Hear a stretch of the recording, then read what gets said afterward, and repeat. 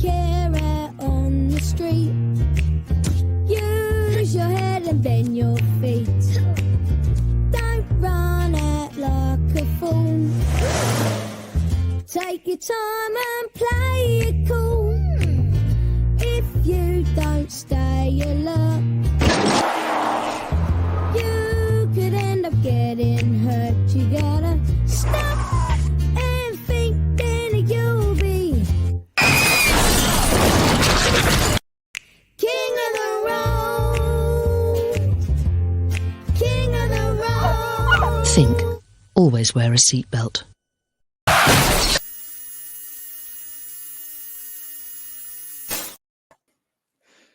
Do you remember the hedgehogs? Did you have the hedgehogs in Ireland? We had the hedgehogs. Okay, Yep. I was wondering because it's I don't know. They had it everywhere. It was like in the cinema, on TV, but just because of the very obvious British accents, I was wondering if it was a very localized thing. No, I remember Any Americans in the audience? Did they export it? Did they do a American accent remix of it? They might have had one of those American animals, like a possum or something. Yeah, or armadillo or something. Make it more relatable. Some absolute mutant that we don't get in Europe. Yes, something with armor for some reason. But yeah, no, I'm excited for this. Today we're kind of looking at PSAs, specifically the ones from our childhood, the ones that were kind of on British and Irish TV, specifically the road safety ones. They seem to be a big, they were really big for some reason.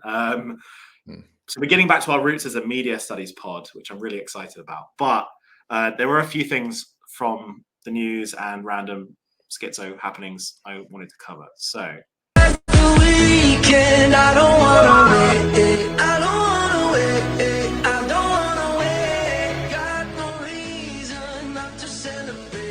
So what did you think of the portal? Yeah, it was funny. It was funny. It was. Do you understand what it's all about? I guess it's kind of like a nod to the Irish immigration to New York. I wasn't really sure what the stated point of it was. I just thought it was like a weird thing that they were doing. I didn't really read into the stated purpose, but my interpretive purpose was like it's basically like the way most of the media works in relationship to like Europe and America, which is like to make Europeans like stare at Americans jealous, basically enviously 24/7. That's basically the point of like the media relationship between Europe and America. So I thought that was just a part of that, but it was funny because then what happened was some kid put up a picture of 9/11 and then it was shut down. It was pretty funny. It was a pretty good joke. It's what I mean. If you're like staring longingly at the wealthy Americans, I guess that's pretty much all you've got, right? At that point, it's really dark humor. But did they shut it down because of the inappropriate stuff, or was it just like the end of their little thing? Because I saw another video from the NYC side of some girl showing her memories to the Irish people. I'm pretty sure they shut it down because of these incidences. I don't think it was just like, let's do this for a week and then stop. I think it was because there was all these weird incidences, which makes like, of course there was going to be like, I don't know what they were thinking. Like, what?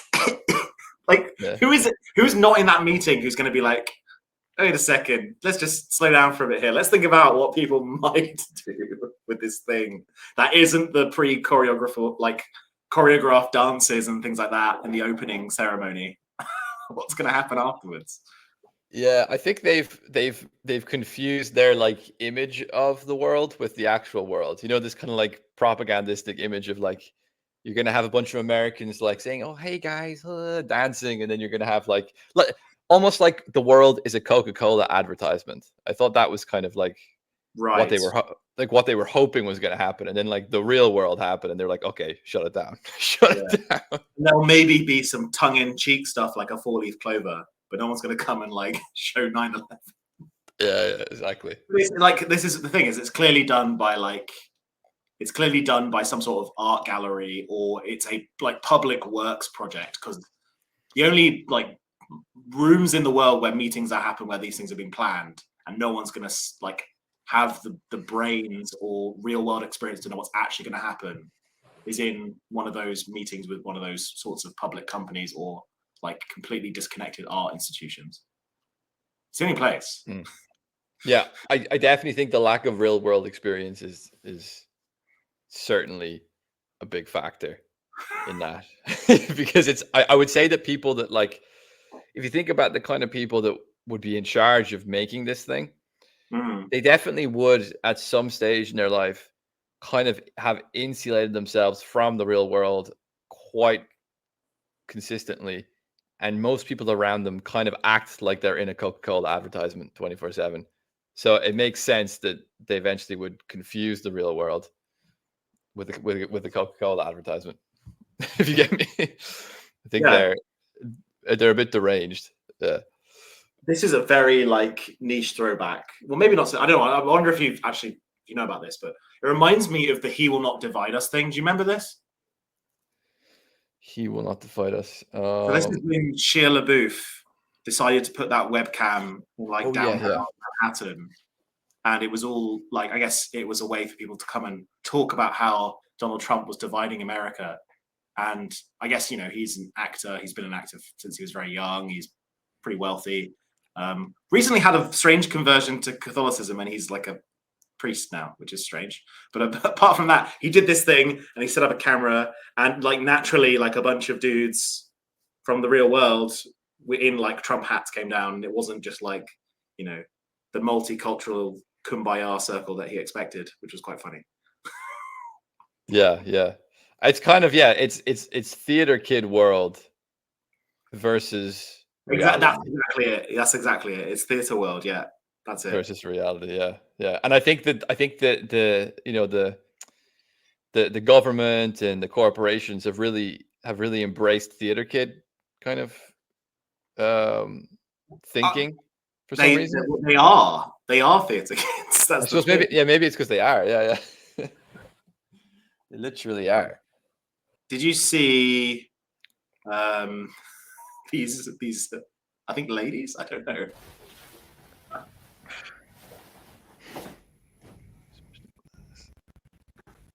So this is the Magna Carta in England, a very important document in our history. And these two extremely old, I think, women. Maybe one's a man, one's a woman, I don't really know, but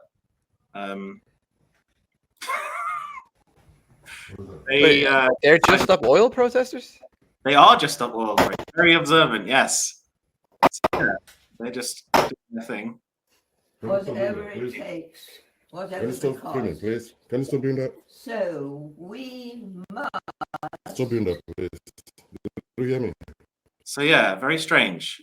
Like a lot older than, we've seen the Soup Girls, for example, and that sort of stuff. But how do you explain this? Like it is weird actually, because you see the milk protests and the dye-in protests, and there's a weird alliance between kind of I don't know, I guess post-hippie boomers and I suppose pre-spinster college girls, I suppose. Yeah, I mean, it is surprising to see it, but I suppose the old people that are now old don't fit the kind of typical character of old people, if you get me. Explain. Like, I mean, because like the character, the image of old people we have is like from the generations prior to the boomers, but the boomers are basically old people now, but they have a kind of personality and a mindset and a kind of ideology which really doesn't fit like that traditional image of the old person. They're kind of, they think they're, they think they're still marching down, some, like urban center in 1968, standing up for, human rights or something. It's kind of like, I feel like I'll give you another example. Like I saw an ad recently. I don't know, it's like French. I don't know why I was getting a French ad on YouTube, but it was this old woman who was like, I suppose it didn't say, but the implication was that she survived the Holocaust or something. And there was this like young kind of like lefty man, probably like, in his 20s. And she was saying how we need to stand up for democracy and giving this big kind of speech about democracy, and he was looking at her longingly, like she was this kind of voice of tradition and wisdom, sort of like a kid might look at an old man, kind of say, "Oh, you've got this wisdom and experience behind you." But she was kind of just like, they were both just echoing the same kind of like liberal ideology back and forth at each other, if you get me. Hmm. There's no kind of generational distinction actually there between like the young woke person and a lot of these boomers. The young woke people are just a bit more insane, but I think for me anyway, ultimately, I think they kind of live in the same kind of performative liberal universe. Yeah, I suppose Trying we've to tear down the system 24/7, stand up to the man, and liberate the world. I suppose we've had our last, like, that's our last pre-liberal generation's gone. Like, that's Mm. gone now, and every every single person on the planet has never had their dreams crushed and grown up and become an adult. Like, we're all theater kids now. Yeah. Like even the old people who are supposed to be wise and peaceful, they're still trying to smash the glass, and burn the churches. They don't stop. They don't stop. I also feel, because that's demographic, they're very, like, you see them with the EU buttons in Britain because of Brexit and that sort of stuff. I sense a sort of guilt in them, particularly the women. I think there's a weird sort of guilt. I'm not sure what they feel guilty about particularly. Maybe it's because maybe they feel like they've wrecked the planet or something like this. But I think it's a guilt because they might know that they are actually the worst generation ever. Because lots of boomers post the weak men create bad times thing, and they think they're talking about the millennials and Gen Z, but they are weak. The boomers are the weak Yeah, men. they're that peak cycle. Like the millennials and Gen Z, they're kind of in between the cycles, I think. But the boomers really are peak, in inheriting the prosperous, stable world of the strong exactly. men, Actually, and then fucking it up. Yeah, and I think the proof for that, actually, especially because they are now, this is it. They're dying and they're breaking the glass around the Magna Carta for some reason. I think that subconsciously, but it is true. They are, in Western history since the Renaissance, they are probably the first generation to leave the world and leave the countries they were born in a worse state than they found them in. Yeah. They're the first generation to do that. And I think even if they don't kind of admit that to themselves, I think they subconsciously probably know that. Yeah. And then as they get older as well, I suppose, I think when people get older, they're going to get a bit more, they're going to they're going to forced to be thinking about the purpose of their life more. And then they're going to want this guilt appeasement. Traditionally, this is when people would go back and have, they'd have a crucifix on their deathbed and that sort of stuff.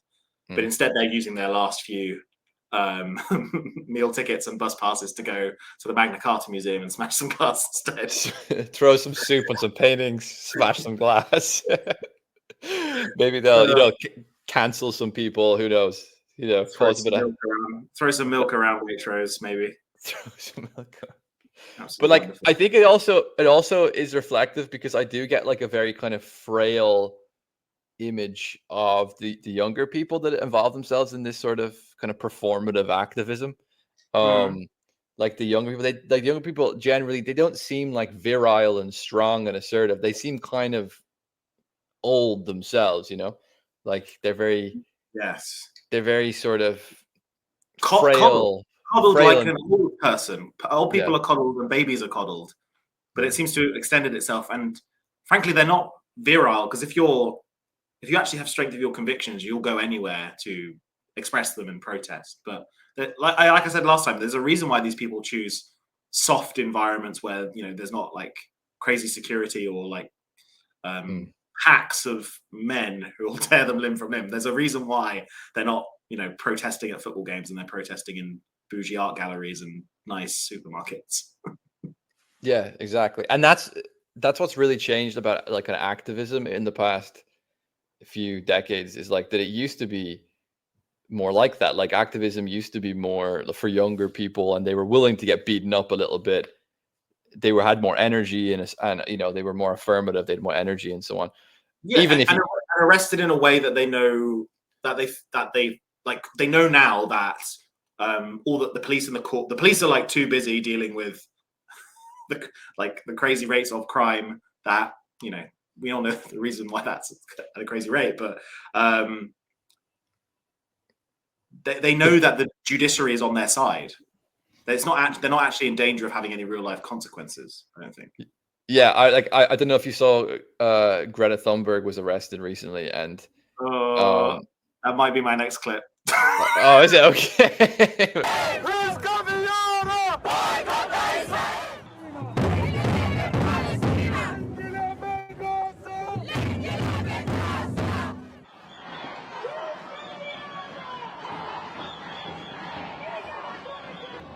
Malmo, Sweden. I don't think we've been there. I've been there once.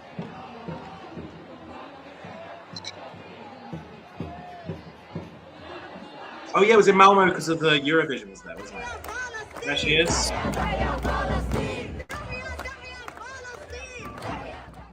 I think they should be everywhere, and once again, young people are leading the way, showing the world how we should react to this. So I don't know, man. It's hilarious. Yeah, you're right. She was arrested, right? Yeah, but I was talking about another clip where she was arrested during some sort of environmental issue, and the police were, like dragging her. They were, gently carrying her towards the van. It's van. It's so obvious, like that it's ceremonial, like especially because she's got that stupid smile on her face as she's arrested. It annoys me so much. Yeah, she's trying to hold back the smile. She's like, and like a friend texted me the video of that, and he was like, "Does it look like she's gonna go back for a second go?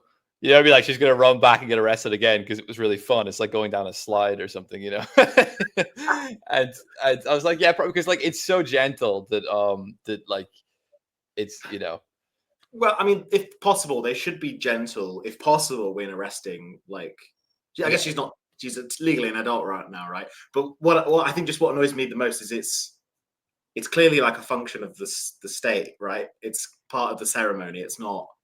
Again, it's performative, right? We were talking about this with the Stop Oil stuff, right? Yeah, exactly. Like, I'm not saying the state should be rough people for no reason, but it's like people used to, like, I'm talking about the kind of demographic of activists. The demographic of activists used to be more virile and tougher. Even if they were fucking lefty students, they were still more more virile and kind of more willing to be arrested or something, or kept in jail overnight. Dude, and so on. Look at the faces. Look at the physiognomy of these.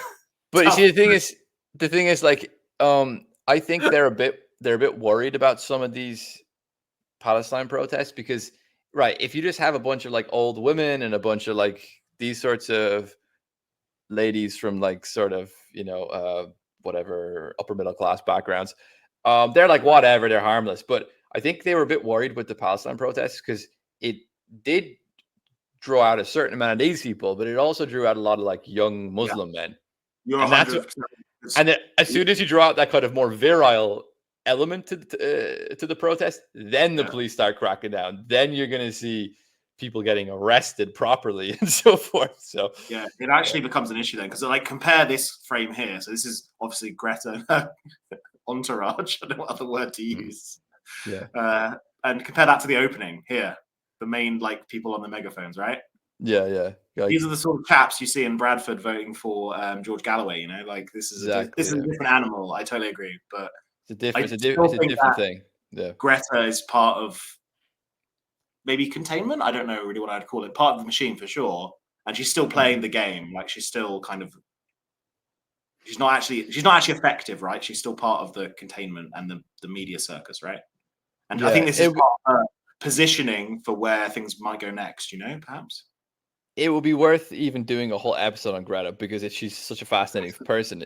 Well, and also her like in terms of family, containment. the backstory as well is fascinating stuff. Oh, okay. So I don't know fascinating. anything about that. Yeah. Okay, that's going to be an episode. Definitely. That's could be an episode. I that's a really good one because I don't even have anything against her personally. I think she's probably well intended, and I think it's horrible what they've done to her. Exactly, it's been done to her.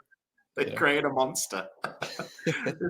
Anyway, the funniest thing to me, you'll notice her mates or whatever, but they've got you'll know exactly what I'm talking about when I start talking about. They've got that bloody scarf. You know that scarf? The what's it The called? one that people wear when they're trying to be vaguely like Middle Eastern. Okay, yeah. Yeah, like the like the weird white checkered one. You can see a couple here. It's like the PLO scarf, I think it's cool. Yeah. There's a specific name for it, but I don't know that. I don't remember. Yeah, but it's one of those things where back in like university, whenever you see someone wearing that or like similar, like around their neck, like you just like all the people I met who were wearing that were twats, basically.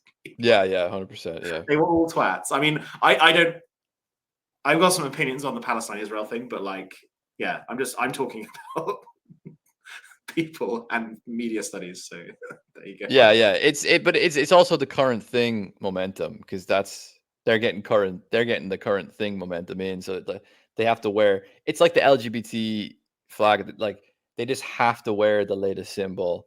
They just have to do it. It's just like it's like that Mean Girls meme on Wednesdays we wear pink. You know, it's just you have to do it. Exactly. Yeah. Exactly. I mean, I had this thought ever since COVID, because there must be some fabric factory in China somewhere where ever since COVID, some guy has made so much money from it because, you know, the machine's got one button that says face mask, and he's got the next button that says Ukraine flag. Next button's like Israel flag, PLO scarf. Like this one like textile factory is making so much money. That's very like that's a very Adornian sort of critique as well as culture industry. You know, sort of And you know, the textile factory in China has probably got suicide nets on the outside of it. Suicide nets made out of Palestinian scarves. Yeah, the defects, the ones with holes in them, you know. So it's just the suicide nets are like a mishmash of like the last couple decades in the West, pretty much. Yeah, and also like because I am sympathetic of the Palestinians in this situation, I would also give like a warning to like real activists that are concerned about this issue. It's like be wary of these sorts of people because as someone who used to be on the left and still has concerns over certain issues to do with, you know, global capitalism and so forth, these sorts of people will ruin your movement.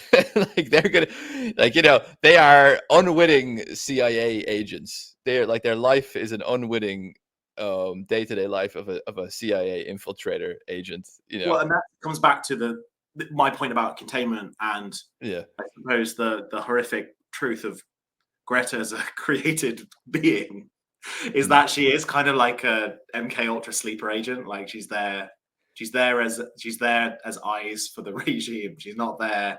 She has no relation to these men here. There is no similarities between her and these men here. No, it couldn't be more distinct. In every sense of the word, like class, ethnicity, social values as well. You know, because I can't imagine these men here are on board with all the LGBT stuff, you know, or particularly concerned about the polar bears or anything like that, you know.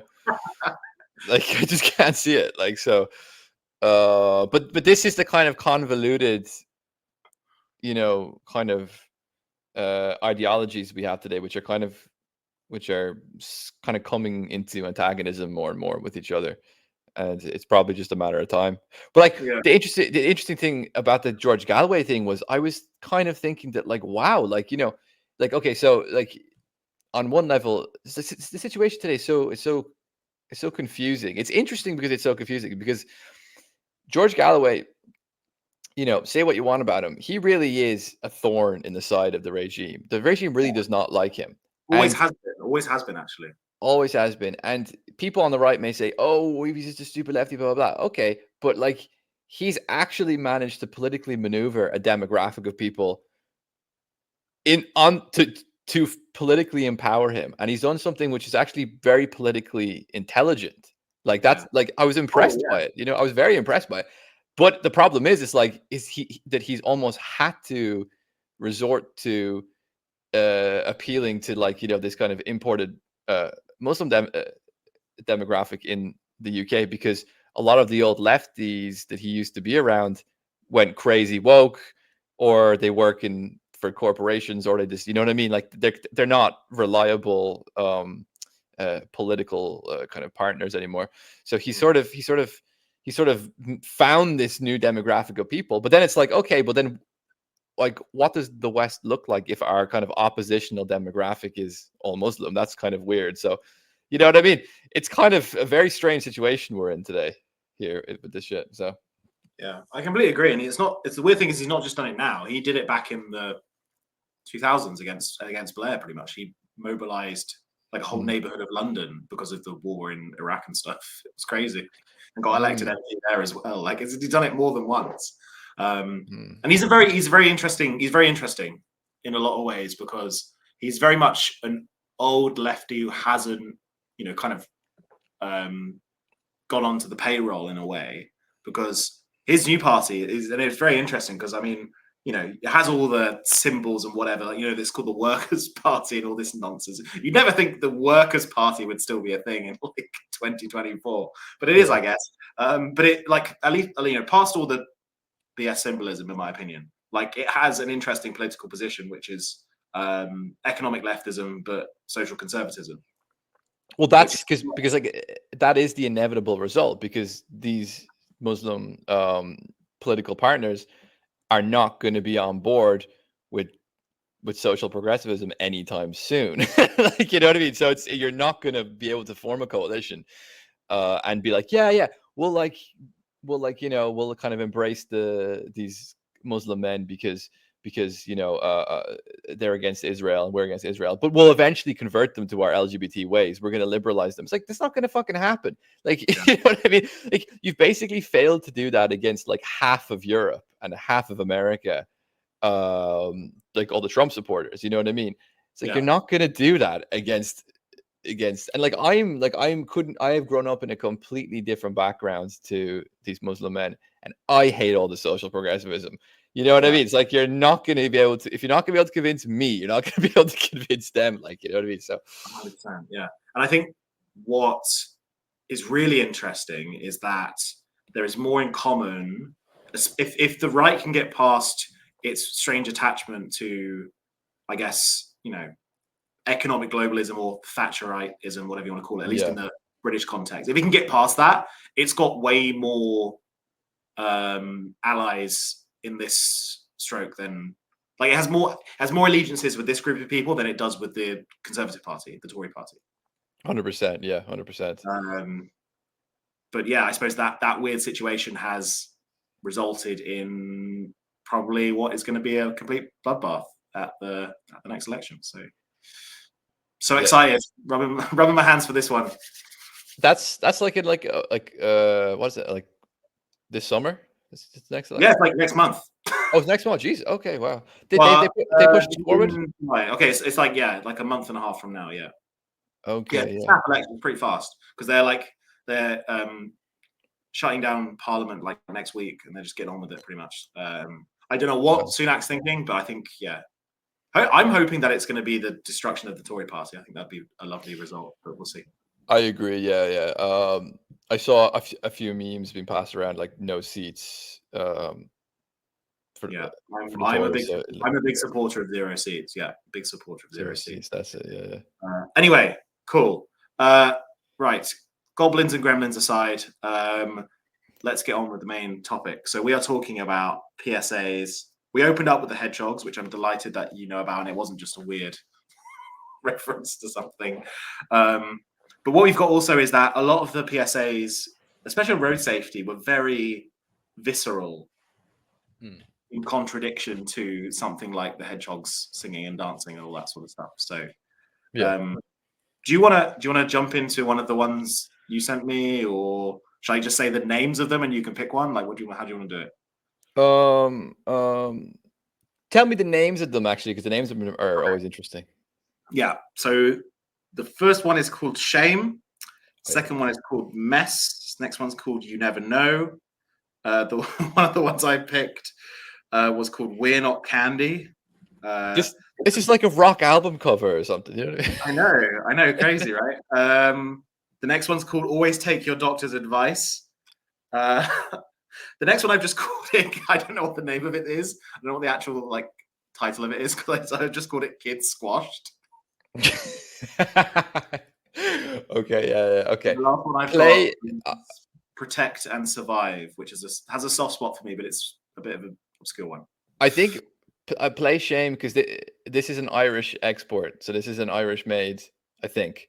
Yes, exactly. What was weird is you said it to me, I was like, oh, this will be something that I haven't seen. It'll be like a weird, but actually this is Irish. Currently played in the UK. It was edited down though in the UK. I don't know for the full thing. Anyway, let's watch it. Yeah, it's hardcore. Yeah. I tell you about my life. Say I'm a man of the world. I've flown across every time, and I've seen lots of pretty girls. Guess I've got everything I need. I wouldn't ask more, and there's no one I'd rather be.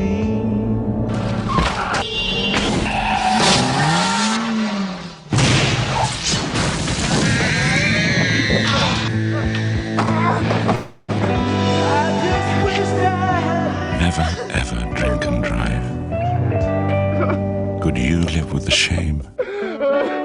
From DOE, supported by AXA Insurance. I love it's got. The version I saw never had sponsored by AXA Insurance at the end, which is quite funny. Yeah, like there's no conflict of interest there.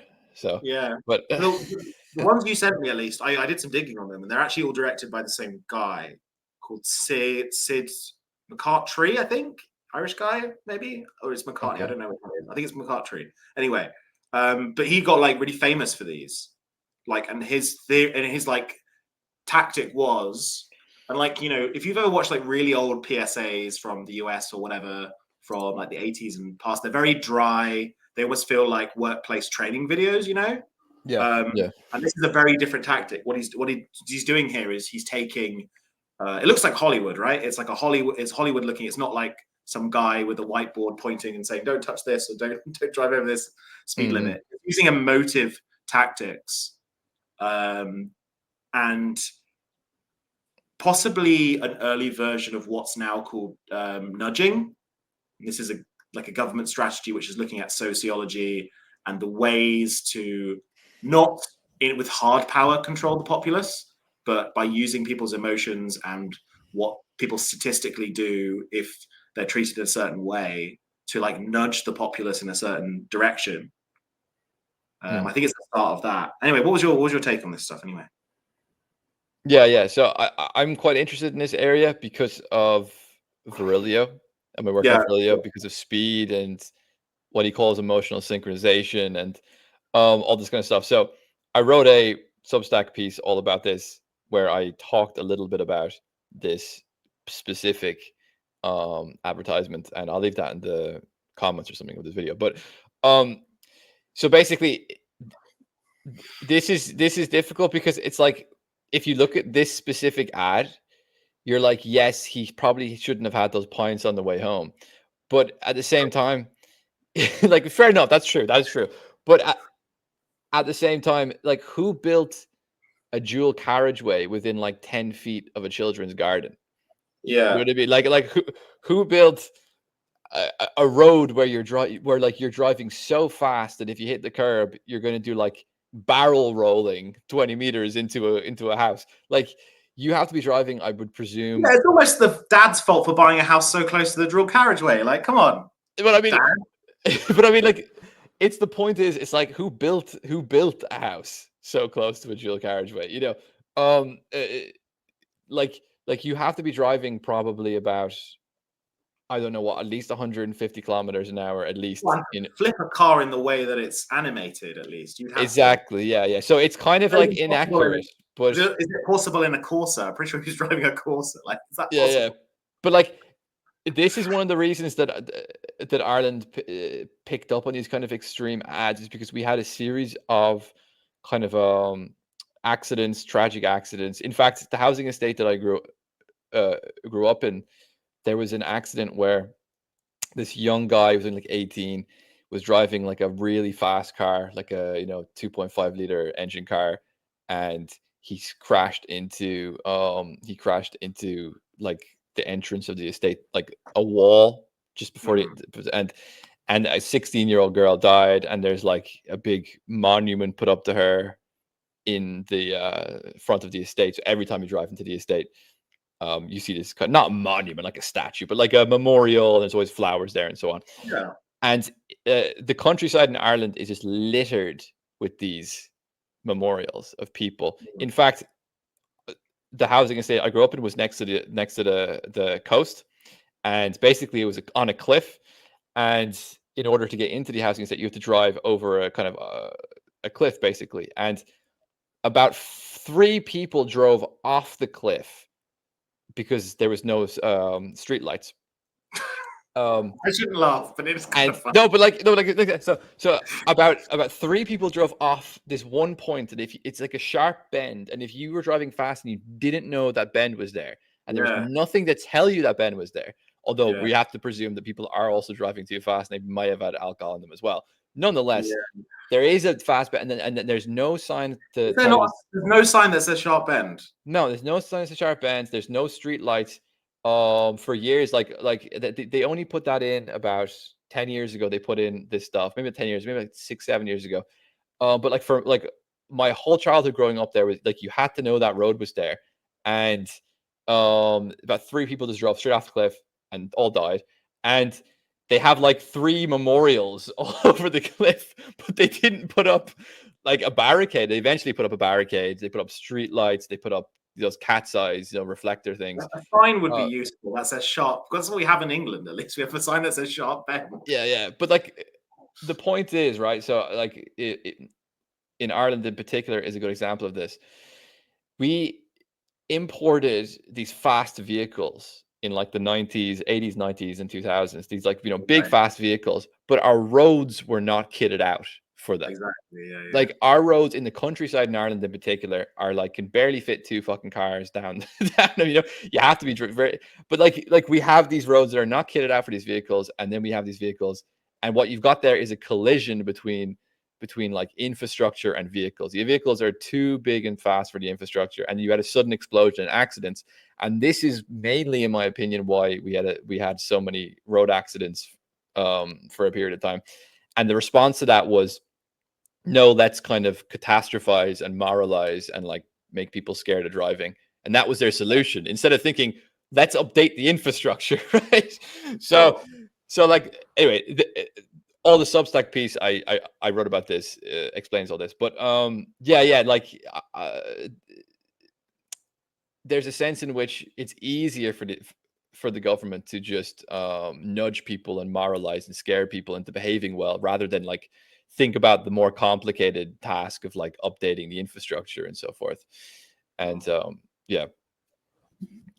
right. And the one thing that strikes me with this stuff, at least, is I am conflicted, because I do think it's a strange control mechanism, but I don't necessarily think it's like for a bad cause. I think that it's a problem that clearly should have been addressed, or should be addressed. But one thing I think these ads do that is a disservice to reality is that the actuality of it is much darker than even the advert. The advert's it's almost fun in like a horror film way. It's not like the real situation on that housing estate of some boy racer going too fast and squashing a 16-year-old girl against a concrete wall, and there being maybe 2 families that don't have a child now, which is that's dark. That's really dark. It's not. Yeah. It's that's the reality. And that's different from what you see even in these. Like, because we're kind of watching them not because we want to inform ourselves and learn how to be good drivers. We're watching them out of like the same way we would watch a horror film right now. Yeah. It's almost like a thrill. You're like, oh god. Yeah, it's strange, right? Yeah. Okay. Which one do we want next? Mess? I don't know. Like the only one I know by name is Shame. So. Okay, wait.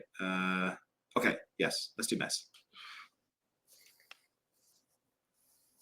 Can't take my eyes off you.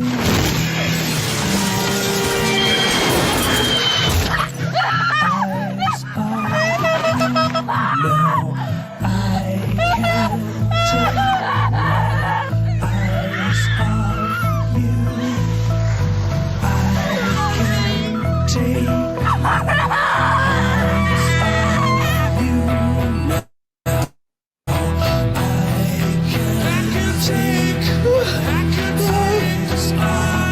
eyes off you. It is quite clear that you were driving too fast to cope with the unexpected.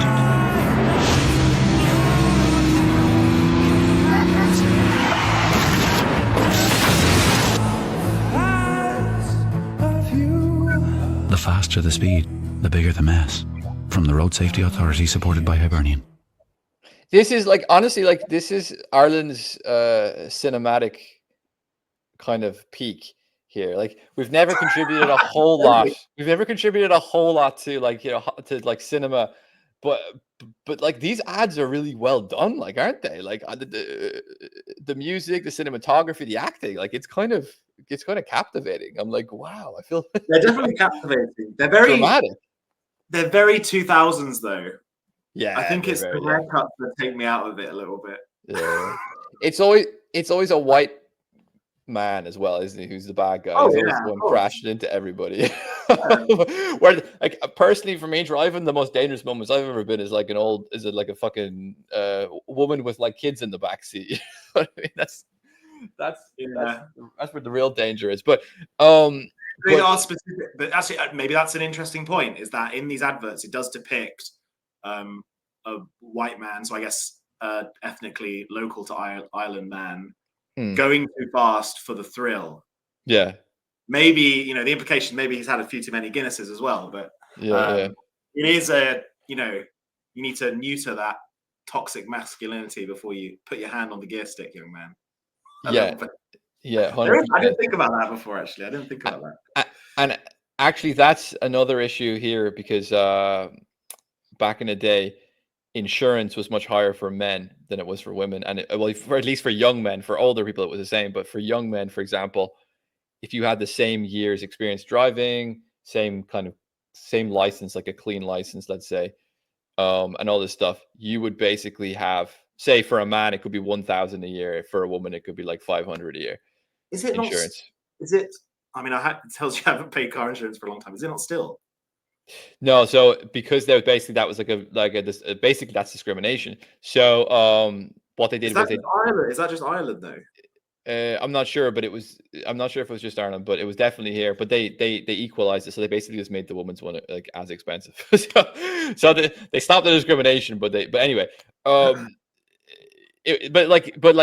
that was a kind of like it took a long time. It took decades and decades for anyone to go, that's discrimination. We can't do that.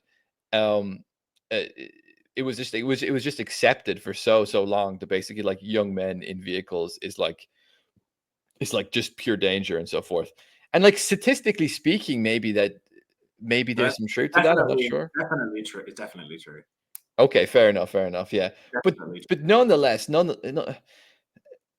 you do have this sort of like fear, this kind of parochial fear of the kind of empowerment of a young man in a vehicle that he's just going to slaughter people. You know what I mean? And again, I would bring it back to the infrastructural problem that you probably do have more impulsiveness and less caution and with a young man. So there is statistically some truth to it, but like it's not necessarily true that you're going to be a worse driver if you're a young man, and it's not necessarily true that you're going to be, like, in terms of having skilled control of the vehicle, and it's not necessarily true that you're going to be less likely to drink and drive, because I actually think that statistically older people are the most likely to drink and drive. People who live in the countryside, and you know what I mean, like, are they going to get, like, they're not going to go into town and get a taxi home with their friends, like, you know what I mean? They're going to go to a local pub in their village, and they're going to, they're like, you know, if they don't drive, they're going to have to walk back home. Like, you know what I mean? I've seen that with my boomer relatives. I've seen them, like, you know, just like, oh, I've had too many wines, but I'm only driving 5 minutes down the road. Like, oh, fuck it, we'll do it. You know what I mean?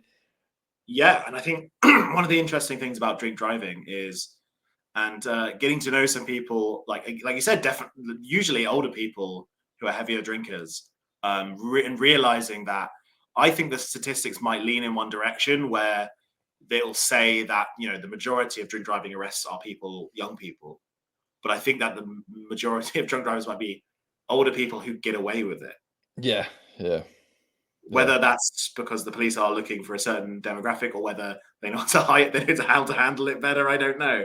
Or whether, you know, they have their routine and they stick to that and that works. I don't know. But yes, I think that drink driving's way more common in Britain, at least, than it's sort of flagged up for, because it's very, very well known in the US, right? Like, it's a very big deal in the US, right? Because you have to drive everywhere, most parts of the country, right? I think so. Yeah, yeah.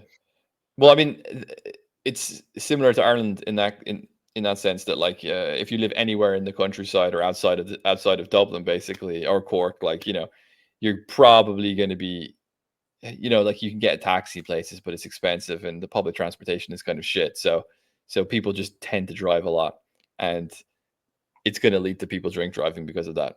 But again, like, but again, this is, like, also an infrastructural issue. You know what I mean? It's not like the Irish or the Americans are just, like, crazy maniacs and they love to just kill people in their vehicles. Like, you know, it's to do with the necessity of the infrastructure. And that's what's never talked about in these ads, because that's, like, too complicated. They want this kind of, like, moral panic to be the main cause of sort of governance, I think. Even I'll give you another example. Like, I saw in a newspaper here recently that some politician or some judge or somebody was talking about the possibility of having special courts for driving offenses, and if someone was caught speeding or drink driving anywhere near a school, for example, they would have to have their court trial in front of a group of children. You know what I mean? And I was like, okay, like I understand it's not a good thing to do, and I understand you should be fined, or you should have your license revoked in certain situations and all that kind of shit. But, like, you know what I mean? It's a bit, the emotive aspect of that is exactly. That's peak Longhouse. It's it's this emotive, it's so the guilt, you know. The feminine justice system has to be a jury of children, not your peers. Children. I want the judge to be like a child dressed in the judge outfit as well. Yeah. The whole court. yeah, exactly. Yeah. It's terrible. It's a really bad. I disagree. I think that'd be hilarious. I'd love to see that. Well, as long as my life isn't being determined by their judgments. Yeah, just stop drinking and driving, Owen. You won't be in the court. I can't. I love it. I'm joking. I don't do that. It's all right. They should allow it for certain, you know, if it's part of your cultural heritage, then maybe it's okay. Well, interestingly enough, that was because another thing about Ireland is in the countryside, especially in the West Coast, you had a lot of people who were in the situation, older people too, who would drink drive because they lived far away from the pub and they were going to look a pub, blah, blah. And they were probably quite competent at it. Like, you know what I mean? Like, we're not allowed to say this, but there is a competency to drink driving, just as there's a competency to everything. And basically they were saying, like, it's a kind of a part of our local tradition that we have. Like, we're good at it. Like, you know what I mean? Don't treat us like those urbanites. You know what I mean? We're good at it. And that was an argument that some politicians from that area genuinely made. And of course it was shot down. Like, these ridiculous backward cultures, you know. But to some extent, there is some truth to that, I have to say. yeah. It's the same thing as them banning fox hunting. You know, it's the same. It's part of our cultural heritage. You know, It's very similar to that. Actually, it's very similar to that. It's kind of an old school kind of countryside thing. It's very particular. Why would you want to hunt a fox? Why would you want to drink and drive? Because I can. Go away. It's life. It's life. Leave me alone. This is the way we live. Wonderful. Okay, this one was super famous. I saw a lot of this one. I don't know why this one in particular, because this one is of the three of these road safety ones from the same director. This one is the most emotive and most ridiculous. This is the most ridiculous, in my opinion. And is this one Irish or English? Sorry, Owen. Is it Irish or English? This one. This one's the same. I believe it's the same. I believe it's still Sigma Cartry. I think it's. Oh God, yeah, he's a lunatic. Okay, go ahead. Yeah, this one is particularly silly, in my opinion. All that it seems to me reminds me of childhood memories where everything was as fresh as the bright blue sky. Now and then when I see her face, she takes me away to that special place. And if I stayed too long, I'd probably break down and cry. Oh, sweet child of mine.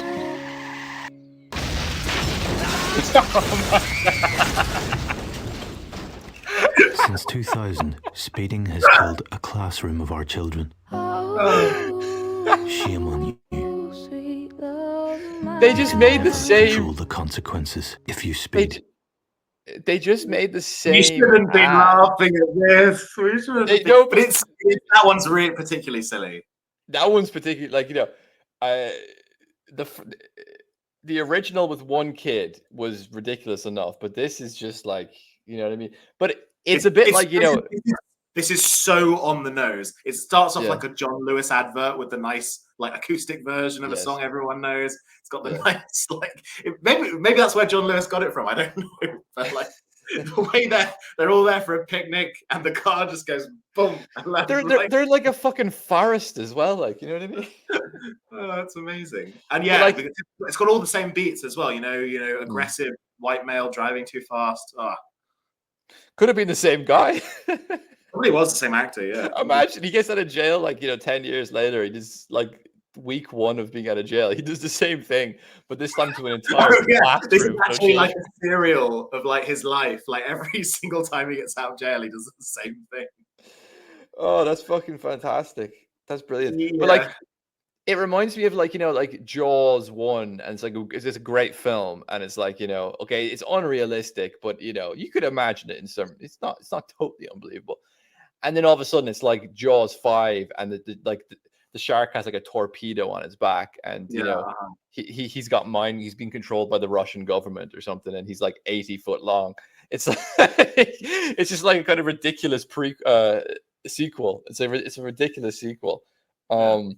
Yeah, it's that one is absolutely stupid. I have no idea what to say about it other than just These are a series of mini B movies about a killer car that likes to take control and drive off the side of sharp bends. That's the finale. That is like Killer Car 3. That's the. But again, why are they building a children's playground within like 10 meters of a fucking dual carriageway in which you can drive like 120 miles an hour? I'm very. I don't think you could crash a Corsa through like probably, and if it's an island, like 1,000-year-old like stone wall, and then roll it, because it rolls for like 10 meters, for 20 meters to get to the children. I don't know if you can even roll a Corsa like that, let alone through like a stone wall. Like, I don't think a Corsa goes fast enough to be able to do that. No, I think it would. Yeah, I think it would crash into the stone wall. I don't think it would like. Yeah. Roll over. It would probably spin and twirl a bit, but like it wouldn't fucking. Yeah, I think Mythbusters should do like a kind of experiment on this. Take these ads and like get a Corsa and see if they can barrel roll it. Yeah, that would be great. But I would just remember this one from my childhood because this was on. It was on after the Watershed, so it's supposed to be for adults only. But I remember, like, the nights I would stay up, this advert would come on. I'd be like, oh, bloody hell, it's a bit, whatever. But I remember very specifically my mum like feeling really emotional about this advert that it came on. So I guess it's hitting some sort of target audience, But so I remembered this one and I searched for it specifically for this episode. And the funniest thing is, if you search for car rolling and squashing kids PSA or whatever I put in to try and find it on YouTube, the one I just played you is like the second result. The top result is a different version. Now I'm going to play it for you and just see if you can see what the difference is, basically. Okay. Now that it seems to me reminds me of childhood memories where everything was as fresh as the bright blue sky. Now and then when I see her face, she takes me away to that special place. And if I stared too long, I'd probably break down and cry. Oh, sweet child of mine.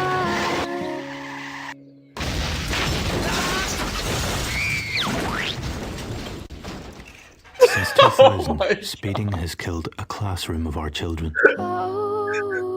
Shame on you. Someone edited it. Is that like an edit someone did on the internet? Like, yeah, it's like a cartoon, like. What's so funny is it's not like you search for it and the top version is funny edit on anti-speeding PSA. It's just called bizarre Irish driving PSA. And it's so funny because that was the first one I clicked. I was like, oh, I haven't seen this ad for like a decade plus, So I was watching it, and when that part came on, I was like creasing for like a good 15 minutes. And if you scroll down to the comments, it's hilarious because people are like, oh, I remember this advert, but what's up with that? I don't remember that weird squishing sound. And I was like second guessing myself because I was like, was that the actual advert? Like, was that the one that was on TV all that time ago? So I had to find a different version, and I was like, oh wait, no, some amazing troll has posted it as the real thing. It's the top result.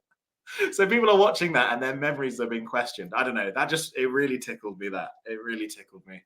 Yeah, that's funny. Yeah. I thought that originally, because halfway through I didn't know what was going to happen, and I thought that that they'd gone back and made a remake, and put in like more diverse children or something. Right? Yeah. Possibly. We're gonna kill Asian kids in this ad too, So don't panic. It's all inclusive. Wonderful. But yeah. That's pretty funny. It's very Final Destination. Have you seen that film, Final Destination? Oh, 100%. It is, and that film it's ridiculous, right? The kills are ridiculous and entertaining, and it's the same sort of thing. Like you're sort of wondering, the kids in the forest, is one going to get crushed up against a tree, or a few going to get pushed in some water in a pond? Oh no, they're going to all get squashed on the picnic rug, Yeah. And it's got that build up as well, like the slow build up when you get to the death in Final Destination, right? Yeah. And like the death is always absolutely ridiculous as well. 100%. It's very like Predestination, I think. It's very much like there's some sort of predetermined. And like this is one of the reasons it reminded me of Paul Virilio, because he has this idea of kind of basically predetermined catastrophe. Is like when you build the ship, you invent the shipwreck. When you build when you discover hydrogen, you create the hydrogen bomb. It's kind of there's a real sense of predestination in these ads. Like it's kind of like some tragedy which is going to reveal itself, and it's unstoppable. It's unstoppable, Hey,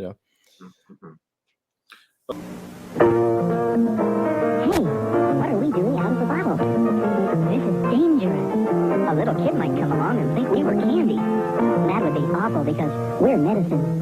He might even eat us. No.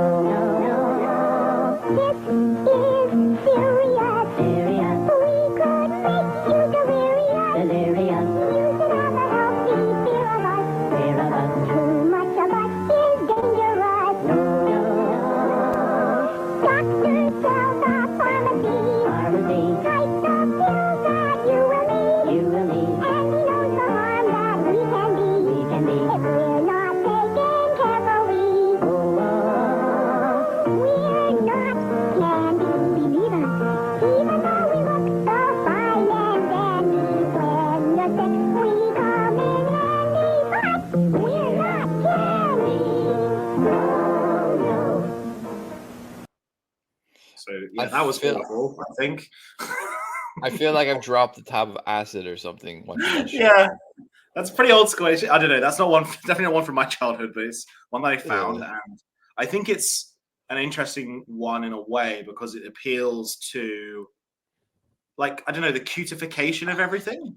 Mm. And frankly, I don't know, man. Like, as a kid, if I'm like into the puppet pills, it makes me want to eat more pills. I don't know.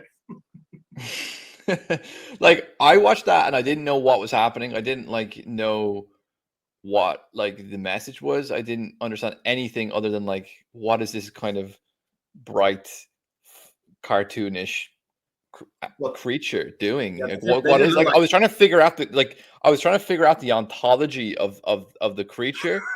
Yeah. So bad. Like, it's like, you know, if you smoke if you really like smoke too much weed or something, you know, and you're like watching a television show and you're like, I'm not thinking about the narrative, I'm not thinking about what people are saying, I'm thinking about this one object in the background. They're trying to figure out what that is. You know what I mean? It's like what is this? It's not, I don't know, that's not very effective, I don't think, as a one of the side characters. You're just like off in a mental loop where you're thinking about like, what do they do after work, or like whatever. like Star Wars, for example. You know, like if you Yeah. watch Star Wars, especially the prequels, you're like, what the fuck is that thing? You know, in the background there, like it's got a weird monster or something. You know. Yeah.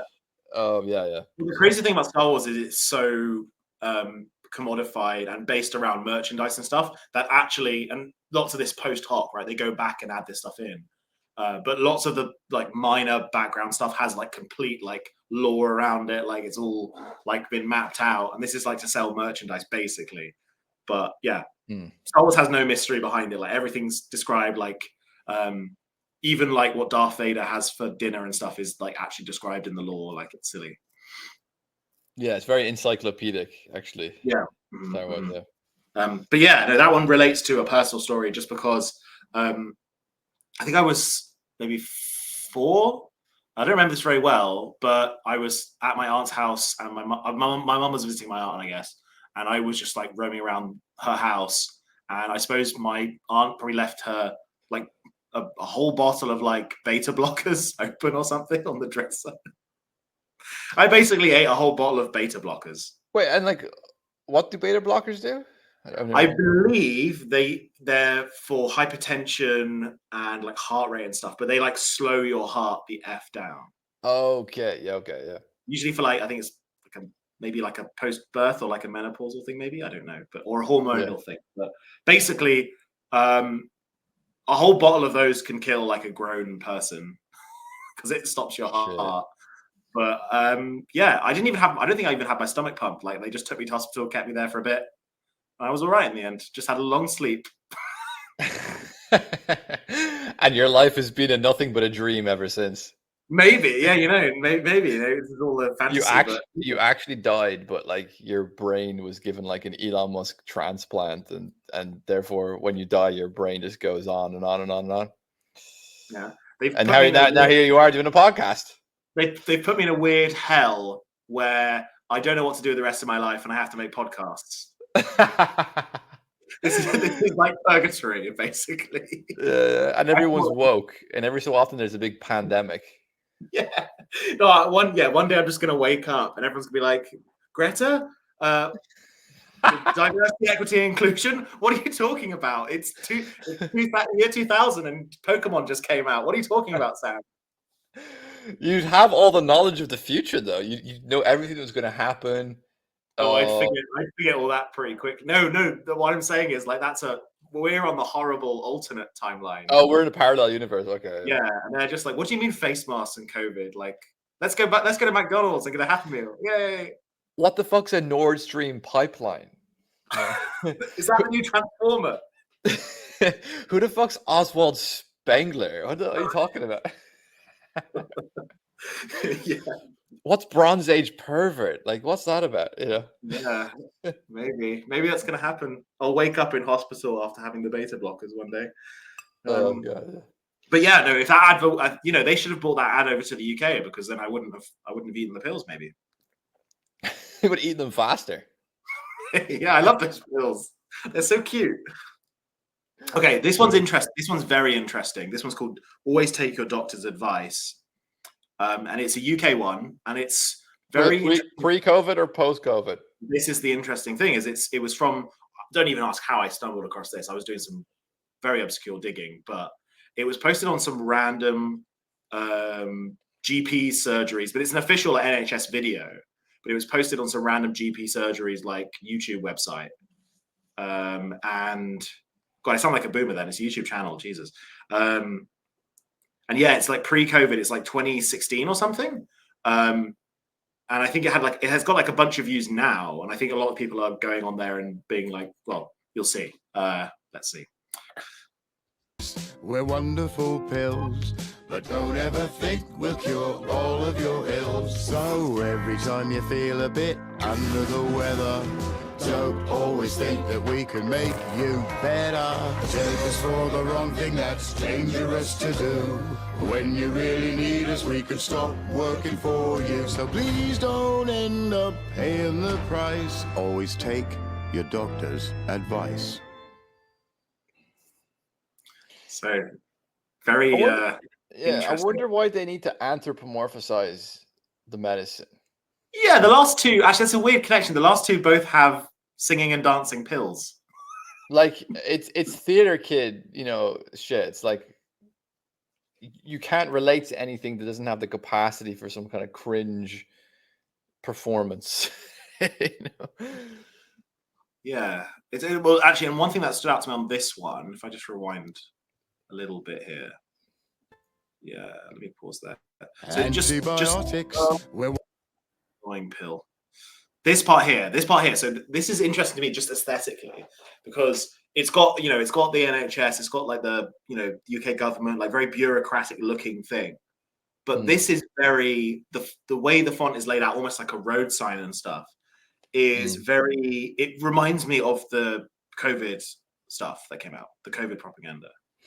Also, do you see the keep antibiotics working? Do you see like the red and white? That looks like Sky News, isn't it? The kind of Sky News aesthetic. Dun dun dun. Like it's like they're trying to mimic, but maybe unconsciously, like they're trying to mimic the news, Yeah. I just found this one fascinating because it's like if it was I found on the YouTube channel it was like 2024, then it wouldn't be so interesting. But the fact that it was like 1, 2, 3 years before COVID and has a very similar message, like take your doctor's advice. It's what's best for you. Yeah. And actually, sorry, please. I was saying which is hard to, justify in the age of kind of hormonal therapy treatments and kind of vaccine rollouts. Well, yeah, this is when they start chopping off genitals and giving puberty blockers. Is take your doctor's advice. It's what's best for your child. All that sort of stuff. And actually, just while we're on this topic, while we're talking about medicine, I moved into like a new workspace this week, and so the colleague of mine, they've gone, but they left a lot of crap behind, so I had to like clear out a lot of stuff. But one thing I found very interesting was I found these two very interesting pens, which are shaped like oh my god, shaped like vaccines. Yeah, and you never guess what's on the label. Two pens. They are labeled with. Let me see if I can show this. You can't really see it, but it's vaccine. It's blurred. Yeah, it says it's AstraZeneca. They're both AstraZeneca, and they're dated. So I believe these are the dates that this colleague of mine was vaccinated. So each time you go, you get a little prize to say you've been. So I've stolen them, and I'm going to keep them as relics of a very strange time that I hope. That's actually like in the future that will be the same thing as like, do you know, like the Nazi kind of maybe memorabilia? It's like Nazi coffee or something, and Nazi I don't know, like some random banal object that has like all these Nazi kind of imagery imprinted on it. Yeah. This is going to grow into a collection. And you know how you go to those those wartime shows and there's some guy standing there and he's got all the Nazi flags and the medals and stuff around him. Yeah, I'm going to be yeah. standing there with like COVID posters behind me with all my little syringes and stuff, selling them and showing off. Yeah. So That I don't know. is- I'm going to yeah. keep that so I can tell my kids. Or, well, you know, if we have kids. I don't know. But like giving people pens because they got vaccinated, like it's a bit like, you know, when you're a kid and you get a lollipop because you've taken a shot or something, or you've had a Well, dentist yeah, checkup. there were stickers as well. I remember lots of people, because I was working at the time, you know, they would go and then they'd come back to the office and they'd have a little sticker on, you know, like they give you. It was weird actually as a sanctiment. It's very interesting because it's the same thing they give you when you vote as well. You know, they give you a little sticker. Okay, yeah. Very interesting, very interesting. The Very- replacement for the confession booth, perhaps. It's very infantile. It's very infantile. That's one of the things I've noticed about modern medicine is just like the further it sort of pushes its authority out into, you know, into society, the more infantile people generally become. I don't know why. I'm not really sure exactly what's going on there, but Well, I think it's trying to lean into medicine as a paternal influence. So whether it's a caring mother or a protecting father, that's how they want you to see yeah. I guess we're saying medical establishment, but also like medical corporations, right? They want you to see it's, you know, always trust your doctor, always trust your father, always Yes. trust your mother. They've got your best interests at heart. Just trust them. Faith, not reason. Faith. It's this kind, it's kind of familiar. They kind of present the doctor as this familiar local person you can trust. They couldn't possibly have any other ulterior motives, even that are unconscious to them, kind of conflicts of interest, just anything like that. Like it's impossible. Like they're a pure or like a being. multinational smiling figure who's buying, you know, nets for children, mosquito nets for children in Africa, you know, that sort of stuff. Yeah. Like, but modern medicine is one of the most kind of corporatized and highly profitable industries in the world at the moment. It's like big tech, big pharma, and military industrial complex, like and retail. It's like those are like I think they're the biggest industries. For example, Ireland's biggest export is pharmaceutical technologies. You know, so it's incredible that you have this whole industry which is so caught into power and greed and conflict of interest and globalization, and it's treated as if, you know, but like the actual person giving you the pills or giving you the medicine or giving you the diagnoses, they are this familiar, you know, trustworthy, placid, neutral figure. It's very You get a little treat at the end. Get a little treat, get a little sticker, a little lollipop, little syringe pen, which is really quite morbid, I think. It has a site. I believe it's probably, whether they know it or not, it provides. Sorry, it is doing a psychological function as well. It really reminds me of. This is I can't remember what the specific instance was, but it's from one of Darren Brown's specials. Do you know Darren Brown? Yeah, of course. Yeah, so he's a magician guy, but he does some really interesting like psychological experiments. I can't remember what the specific episode was, but it was he wanted to take his subjects and make them think in a more childlike way.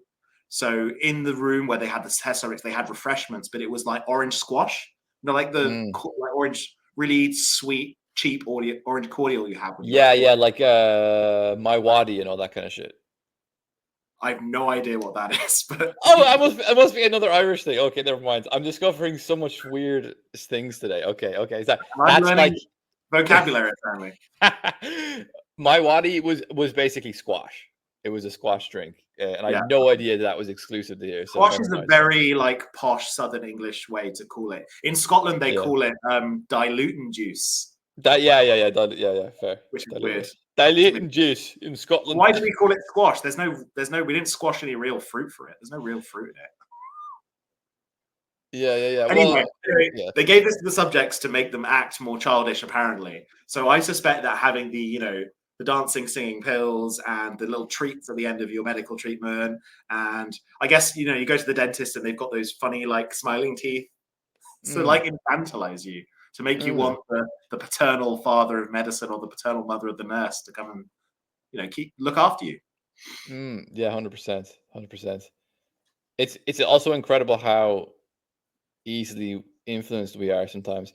Like, if you put wine at the table instead of squash, like, I would imagine that that these people would probably start, like, you know, "Ooh, having sophisticated conversations or something, you know, while trying to giving the impression of it. So, yeah, sorry, it's just incredible how impressionable people can be, and that is, I think, also the result of modern marketing. Like, because everything is marketed to us. Like, we very rarely just encounter an object in the world anymore, or a commodity, which is just like, oh, this is a thing. I haven't seen this before. This is an interesting drink. We've always got pre-representation of it, like, and that pre-representation is also, like, kind of characterized in some sense. Like, this is what smart people do. This is what silly people do. This is what old people do. This is what young people do. You know what I mean? There's always this pre-conditioned relationship to things. Yeah, and from, like, maybe a utilitarian perspective, like a plastic cup, like a pint glass and a wine glass, like, you can hold them with your hand and they hold liquid, and you could probably put that liquid into your mouth in a convenient way. Like, they all have the same utilitarian purpose. But as soon as you've got wine glasses at a table, it's like elevates the the situation. You know, if there's a table with paper plates and plastic cups, then it has a certain other effect. You know. Yeah, so it's like you're at a sort of a sophisticated event versus a kind of cheap children's birthday. You know. Children's birthday. Yeah. Yeah. Exactly. Okay. Last one. I honestly picked this one for just aesthetic reasons mostly, but I think it's relevant to, you know, I guess the escalation of conflict that's going on and the possibility of nuclear conflict. So this is Protect and Survive.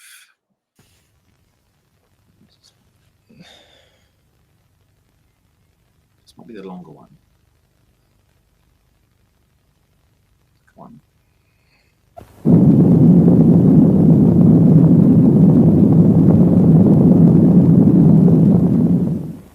Nuclear explosions are caused by weapons such as H-bombs or atom bombs. They are like ordinary explosions, only many times more powerful. They cause great heat and blast. They also make a cloud of deadly dust, which falls slowly to the ground. This is what is called fallout. So these are the two dangers.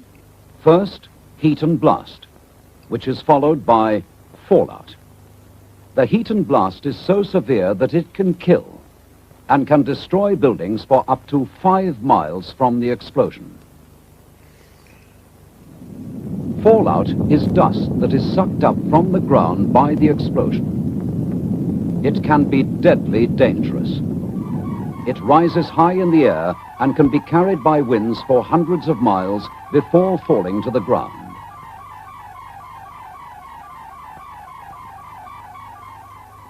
You can protect yourself and your family, and later on we will show you what steps to take.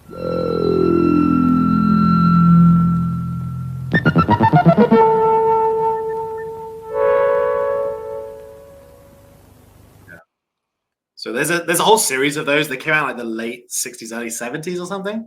I love them for aesthetic quality, but they are kind of interesting, showing the difference, because we looked at some more recent ones, maybe like 2000s, right? And then we looked at one from like 70s, and that's a bit earlier. Like, it's interesting how, you know, that one had bright colors and simple imagery and stuff, but it wasn't, I wouldn't say it was infantilizing, perhaps. It wasn't infantilizing, and it wasn't also kind of intense. Like, it wasn't trying to scare you or something like No, that, right? they are actually. Now you mentioned that, they are kind of dark, because they do say if someone in your household dies, take the body and place them in a bag and put them on the roadside. Okay, yeah. There's some dark, because obviously it's a dark subject, right? But it's very matter of fact, and like this is Right, the yeah. best. This is the best way for you to try and survive. Like it's, and I think I don't know what like a nuclear PSA would look like from the governments of today. I have no idea. It would just be outrageous. I I don't know how think useful it would be. I think this guy who made these road safety ads should make a nuclear warning ad, and that would be quite interesting. You know, it'd just be like just big. It'd be like a Michael Bay film. You know, You know what I'm imagining? I'm imagining, so you know, young white guy is getting ready for work in the morning, jumps in his Corsa, driving down the country road, and then all of a sudden there's a sign, and it's like nuclear reactor, and then he rolls his Corsa off the side of the road and rolls into the nuclear reactor and starts a nuclear explosion. yeah. It's like, don't speed, and it all happened because he was speeding like 2 miles past the speed limit, you know, Yeah. and his car barrel rolled into a nuclear reactor. Yeah, but like, Yeah. Oh, and there's an orphanage next to the nuclear reactor as well. So on his way to blow up the world, he also barrel rolled over a few children. So the explosion isn't what kills the orphans; he still kills them with the Corsa. Okay, I understand. It's like killing kids is just a side gig. It's just a side gig, but but like I think there's a consistent thing going through all these ads. It's like trying to put kind of like moral responsibility on just random people for shit that is often out of their control. Now, you know, obviously drink driving is not out of your control. Fair enough. But like, you know, like if there's a nuclear war, there's not a whole lot of like, you know, like personal little tips that I can, you know about that is going to really help me. The nuclear war happens, a nuclear fucking war happens is completely beyond my personal control, and I'm completely subject to the consequences of it, you know. And it was just like the same thing with the virus. It's like this virus is being it's emerged naturally, or it looks like it could have been released from a laboratory accidentally or something.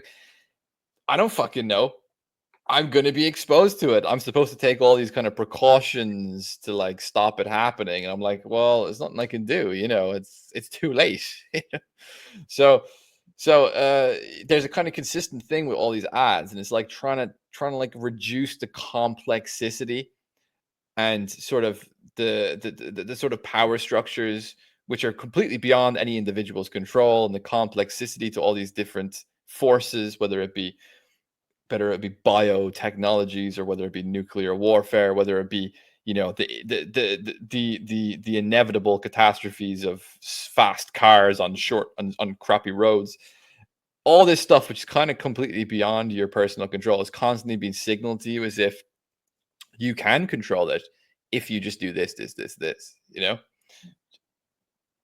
which is normally bullshit. Like, exactly. Speaking of what we can control, to wrap up today, we've obviously got a corporate school to maintain here at Schizo FM. So, Owen, we're going to do our yearly diversity, equity, inclusion training. Okay. Great. Well, I do that every day. I don't know about you, but I'm a. Oh, you review it every day. I make sure. Yeah, every single day.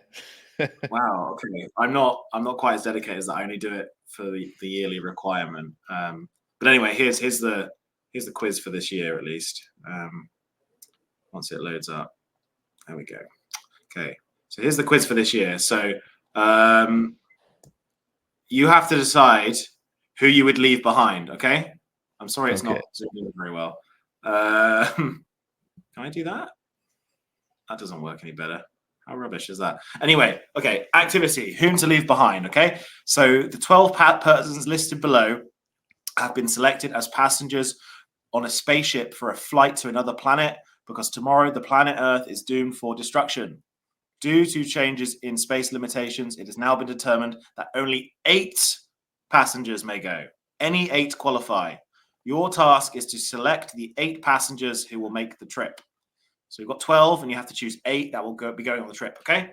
So here's the passenger list. An accountant with a substance abuse problem, instant pick for me. a militant African-American medical student, a 33-year-old female Native American manager who does not speak English, the accountant's pregnant wife, a famous novelist with a physical disability, a 21-year-old female Muslim international student, a Hispanic clergyman who is against homosexuality, a female movie star who was recently the victim of a sexual assault, a racist armed police officer who has been accused of using excessive force, a gay male professional athlete vegetarian, an Asian orphaned 12-year-old boy, a 60-year-old Jewish university administrator.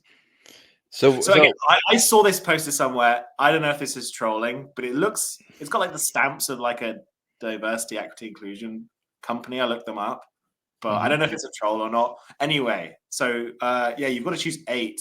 I don't know why this would be the original passengers list for, the chosen to save humanity, but so I got to get rid of. So we got to get rid of 4. Is it? You've got to get rid of 4. Yeah. Just before I pick, there was something being shared around Twitter during the week, which was some job advertisement, and they had an inclusivity list, and had the usual stuff: LGBT, racial minority, disabilities, and all this stuff. And then in one section they threw in working class, but like in the same like category, they were like working class or criminal background. And I was like, this is like their attempt to like, because people are probably complaining, oh, you're all about inclusivity, but you're all these bit fucking upper middle class people who don't give a shit about working class people.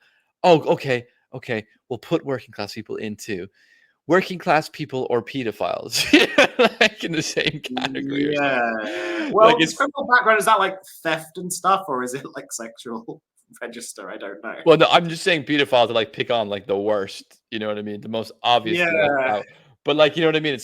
It's like how this inclusivity criteria is like actually sometimes really offensive.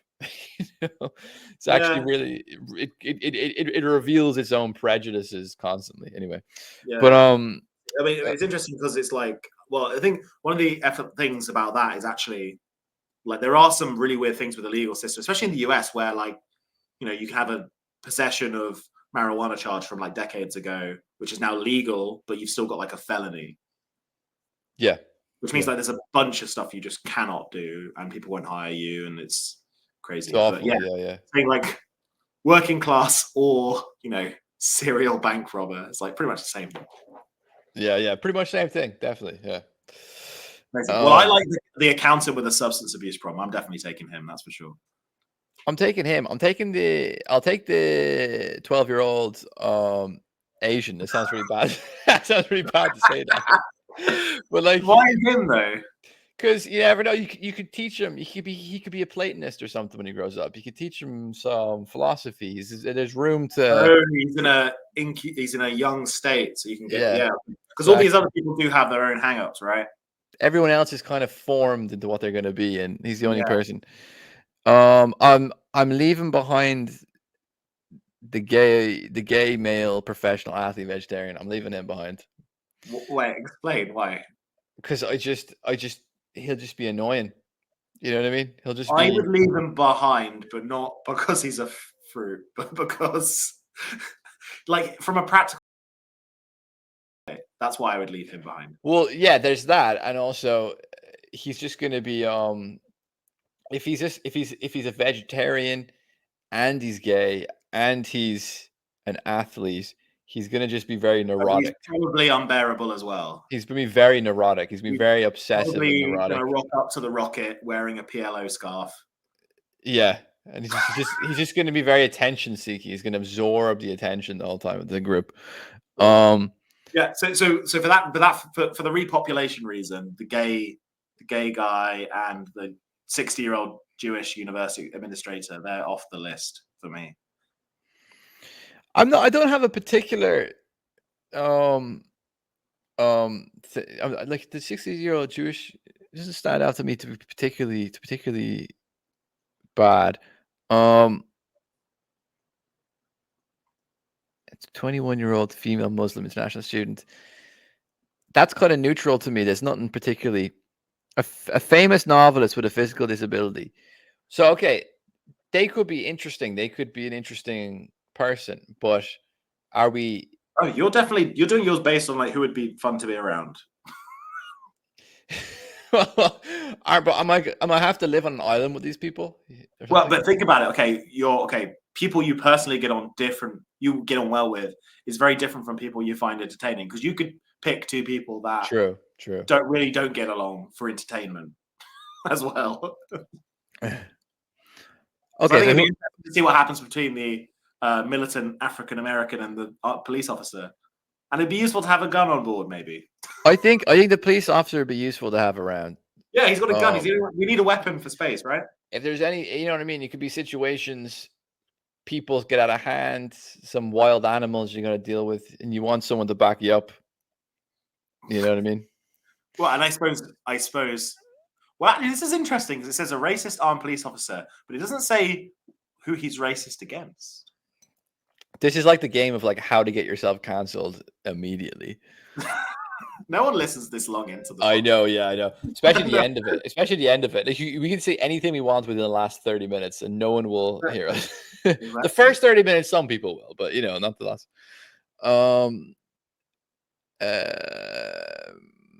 I've nothing against the accountant's pregnant wife. No, and I also think that's in terms of the repopulation thing, that's 2 for the price of 1, as far as I'm concerned. Exactly. You're thinking very calculated here now. Then again, when she does have the baby, do we have a space for it? That's a question as well. A 33-year-old female Native American manager. See, if he just said a 33-year-old Native American was being who doesn't speak English, would be fine. I'd be like, fine, but as a manager, now that's starting to put this girl in the fucking And if she's a HR manager, then I'll throw out the airlock myself. Okay, so she's going out. I'm not for the gay male. I'm not for the 60-year-old university administrator. So that's my 3. I need 1 more, unfortunately. What about? I'm with you. The orphaned Asian.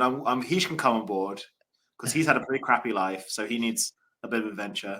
What about a female movie star who is recently the victim of sexual assault? That this person is going to annoy me the fuck, but again, they might be nice to look at. They might be nice to look at, and if you've got to repopulate, yeah. Well, I don't know. They might not be just because they've been sexually assaulted doesn't mean they're like a Me Too liar or something. I'm going to assume that the game is implying that, though.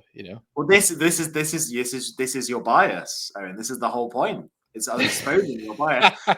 This is it. This is exactly what they get at. Like this is bias training. A racist armed police officer who's been accused of using excessive force. Now, racist armed police officer. What if he's a black racist, like a black militant, in the same way the medical student is? That's possible. And also, he's been accused. He hasn't been proven. You just assume that you're bringing Eric Chauvin to Mars or whatever. Derek Chauvin, sorry. Eric Chauvin. I just made up a guy in my head.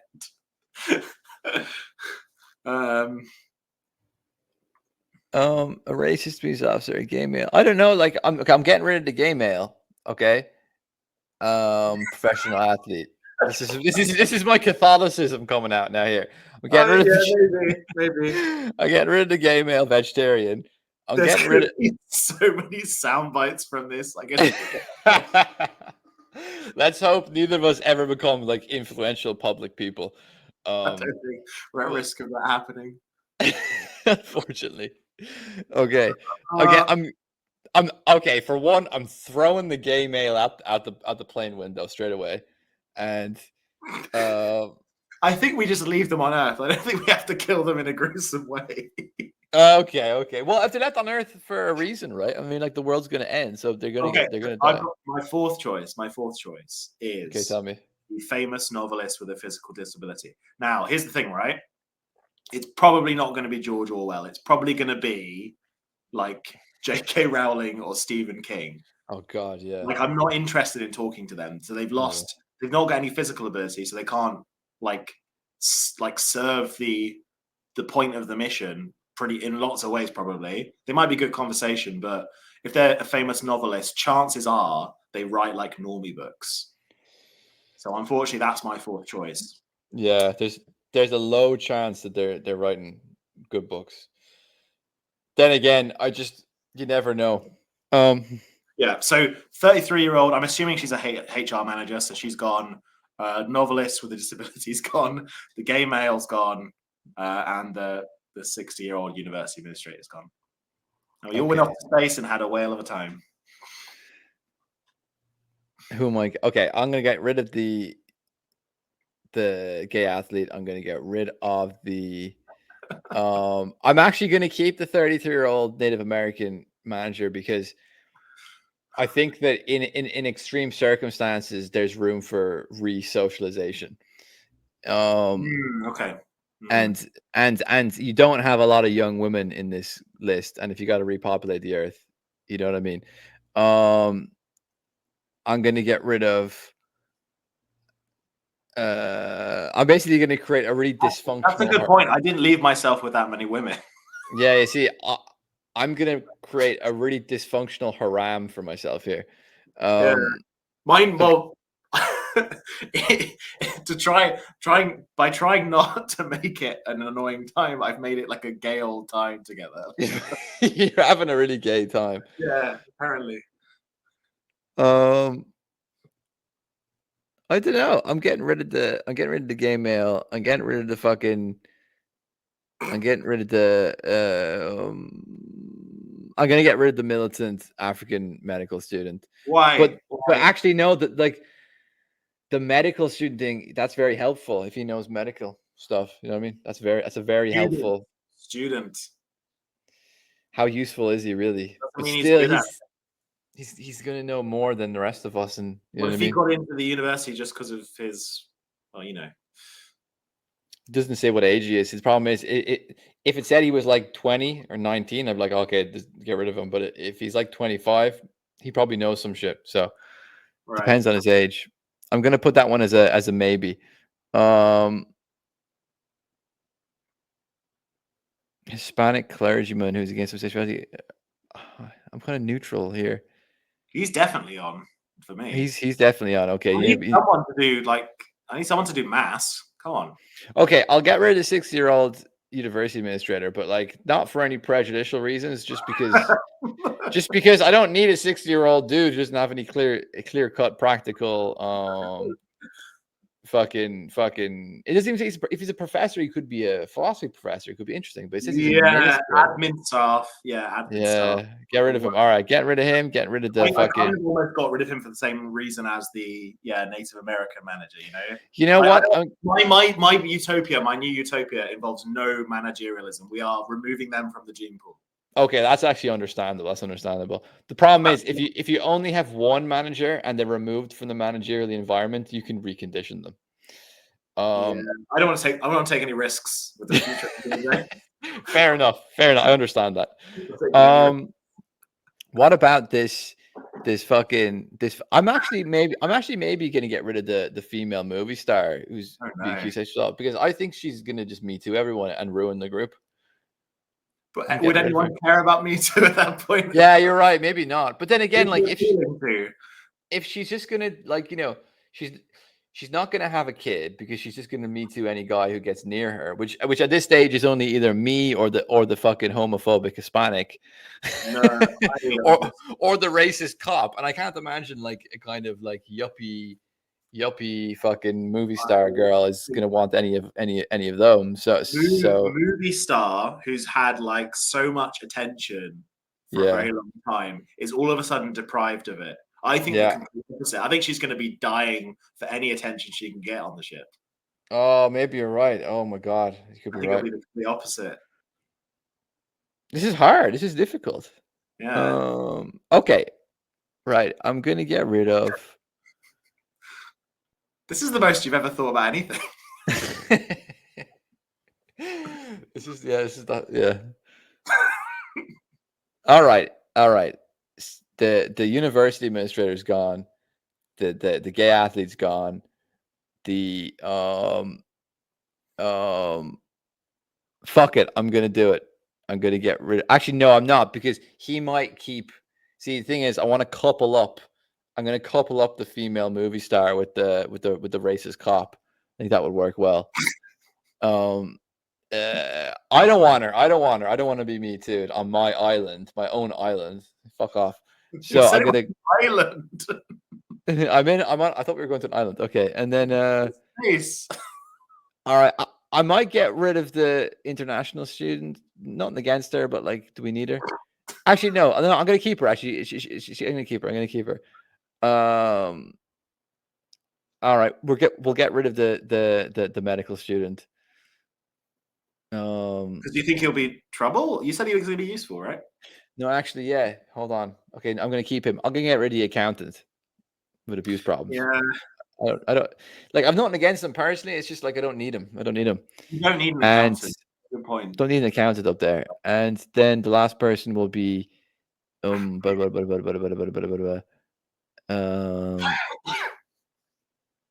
was just thinking we could help him out, do like AA meetings on board, Yeah.